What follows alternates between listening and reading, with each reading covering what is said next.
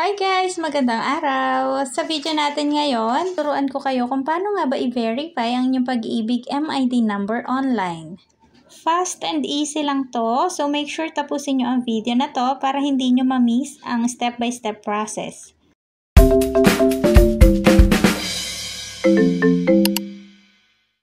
Mula sa browser, hanapin mo ang www.pagibigfundservices.com.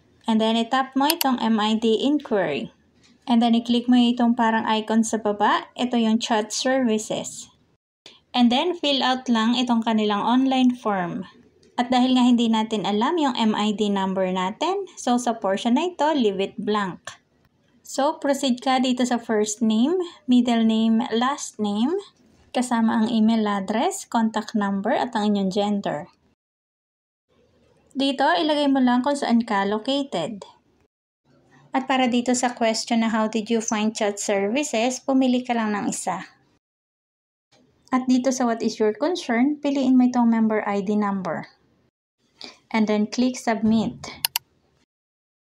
And then mag-a-appear itong mga questions and possible answers about sa pag-ibig number. Pwede mo itong basahin pero sa akin, i-skip ko na lang siya.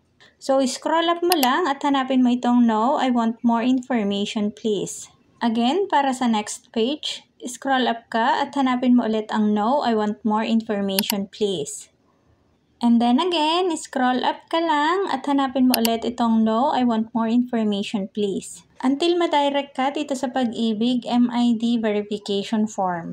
At kompletuhin mo lang ulit ang information mo dito sa form. Your email address, birth date, birthplace, your mother's maiden name. At dito sa registration tracking number, ilagay mo lang ang NA. At para naman dito sa previous and current employer, pwede mo ding ilagay ang NA. Click I am not a robot. And then, i-choose mo lang yung hinihinging images.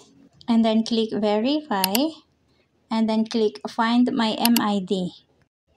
At ito na ang result ng ating verification, successful at nag-a-appear na ang ating pag-ibig number. O diba, ganun lang kabilis at kadali ang ating verification step.